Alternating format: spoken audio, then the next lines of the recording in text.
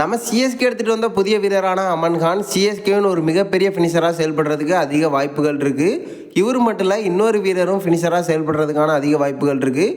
இந்த ரெண்டு பேரையும் நம்ம சிஎஸ்கே பிளேயிங் லெவலில் எடுத்துகிட்டு வருவாங்களா, ஃபினிஷராக யூஸ் பண்ணுறதுக்கான வாய்ப்புகள் எவ்வளோ இருக்குது, ஃபினிஷராக யூஸ் பண்ணால் இவங்களால என்னென்ன சம்பவத்தை பண்ண முடியும், இதை பற்றின ஒரு ஃபுல் டீட்டெயிலை பற்றியும் நம்ம சஞ்சு சாம்சன் டூபே T20 வேர்ல்டு கப்பில் இந்தியாவோட ஸ்குவாடில் இவங்க ரெண்டு பேருக்கும் இப்போ வாய்ப்பு கிடச்சிருக்கு.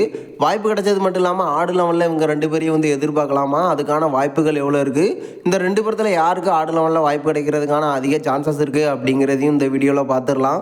அதுக்கு முன்னாடி சேனலுக்கு புதுசாக இருந்தீங்கன்னா சப்ஸ்கிரைப் பண்ணிக்காங்க. இந்த வீடியோக்கு ஒரு லைக்கை கொடுக்கலனா லைக்கை கொடுத்துருங்க. ஃபஸ்ட்டு நம்ம டூபே சஞ்சு சாம்சனை பார்த்துடலாம். டூபேயை பொறுத்த வரைக்கும் இந்தியாவோட ஸ்குவாடில் அவருக்கான ஆடலோன் வாய்ப்பு எப்போதுமே தொடர்ந்து கிடச்சிட்ருக்கு.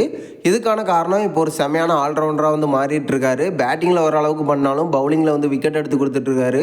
ஸோ இதன் காரணமாக பார்த்தீங்கன்னா T20 வேர்ல்டு கப்பில் இவருக்கான வாய்ப்பு கிடச்சிருக்கு. இவரை பொறுத்த வரைக்கும் இந்திய அணியில் ஒரு முக்கியமான ஆல்ரவுண்டராக மாறிட்டு இருக்காரு. ஸோ கன்ஃபார்மாக பார்த்தீங்கன்னா T20 வேர்ல்டு கப்பில் இந்தியாவோட ஆடு லெவலில் இவருக்கான வாய்ப்பு கன்ஃபார்மாக கிடைச்சிரும். நம்ம சஞ்சுவை பொறுத்த வரைக்கும் ரொம்ப நாளைக்கு அப்புறமா இந்தியாவோட ஸ்குவாடில் தொடர்ந்து இடம் பிடிச்சிட்டு இருக்காரு. இப்போதைக்கு சஞ்சுவை பேக்கப் வீரராக தான் யூஸ் பண்ணிட்டு இருந்தாங்க இந்தியா சார்பாக. ஸோ வேர்ல்டு கப்பில் இப்போ ஒரு மிகப்பெரிய சர்ப்ரைஸாக நம்ம சஞ்சு இடம் பிடிச்சிருக்காரு. இப்போதைக்கு பார்த்தீங்கன்னா சஞ்சுவை பொறுத்த வரைக்கும் ஆடு லெவலில் வாய்ப்பு கிடைக்குமா அப்படிங்கிற ஒரு மிகப்பெரிய டவுட். சஞ்சுவை பொறுத்த வரைக்கும் ஓப்பனிங்கில் அதிரடியாக ஆடுவார். அது மட்டும் இல்லாமல் பார்த்தீங்கன்னா ஒன் டவுன் மிடில் ஆர்டர் எங்கே வேணாலும் யூஸ் பண்ணிக்கலாம். ஒரு விக்கெட் கீப்பராக இருக்கிறதுனால இந்தியாவோட ஸ்குவாடை பொறுத்த வரைக்கும் இசான் கிசான் அது மட்டும் இல்லாமல் சஞ்சு சாம்சன் எடுத்துட்டு வந்திருக்காங்க. நம்ம சஞ்சு இப்போதைக்கு ஒரு நல்ல ஃபார்ம்ல இருந்துட்டு இருக்காரு. விக்கெட் கீப்பிங் அது மட்டும் இல்லாமல் பேட்டிங் அப்படின்னு சூப்பராக பண்ணியிருக்காரு. ஸோ சஞ்சுவை பொறுத்த வரைக்கும் பார்த்தீங்கன்னா கில்லு உள்ள இல்லை. ஸோ ஆடு லெவலில் கன்ஃபார்மாக சஞ்சுவை எதிர்பார்க்கலாம். நம்ம இசான் கிசானை பொறுத்த வரைக்கும் நம்ம சஞ்சுவோட பேக்கப்பாக தான் இருக்க போறாரு.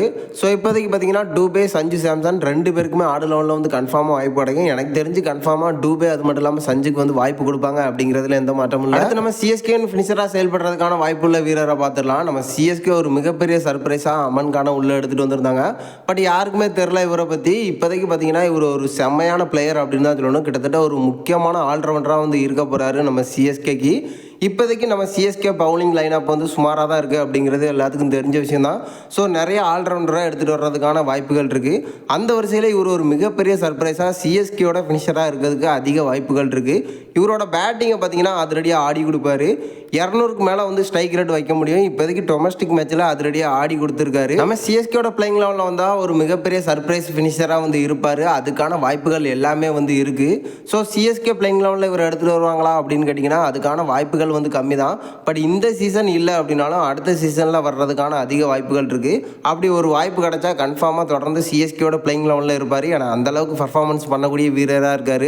ஸோ எனக்கு தெரிஞ்சு ஆடு லெவலில் வாய்ப்பு கிடைச்சா ஒரு ஃபினிஷரை உருவாக்கலாம் நம்ம சிஎஸ்கே. அதே போல் இன்னொருத்தரும் ஃபினிஷராக இருக்கிறதுக்கான வாய்ப்புகள் இருக்குது. யார் அப்படின்னு பார்த்தீங்கன்னா நம்ம சர்ஃப்ராஸ் கான் தான். இப்போதைக்கு ஒரு நல்ல ஃபார்மில் இருந்துட்டு இருக்காரு. அதிரடியாக ஆடக்கூடியவர். ஸோ சிஎஸ்கே ஒரு மிகப்பெரிய சர்ப்ரைஸாக ஆக்ஷனில் எடுத்துகிட்டு வந்திருந்தாங்க. என்னை பொறுத்த வரைக்கும் இவரும் ஒரு ஃபினிஷராக இருக்கிறதுக்கான வாய்ப்புகள் இருக்குது. கடைசி நேரத்தில் அதிரடியாக ஆடுறதுனால இந்த மாதிரி வீரர்களை சிஎஸ்கே யூஸ் பண்ணால் ஒரு மிகப்பெரிய ப்ளஸ்ஸாக இருக்கும் அப்படிங்கிறதுல எந்த மாற்றமும் இல்லை. நீங்கள் என்ன நினைக்கிறீங்க? சிஎஸ்கே எடுத்துகிட்டு வந்த புதிய வீரர்களை ஃபினிஷராக யூஸ் பண்ணுறதுக்கான வாய்ப்புகள் எவ்வளோ இருக்குது? அப்படி யூஸ் பண்ணால் என்னென்ன சம்பவத்தை பண்ண முடியும் அப்படிங்கிறத மறக்காமல் நம்மளோட கமெண்ட் பாக்ஸில் தெரிவிச்சிருங்க.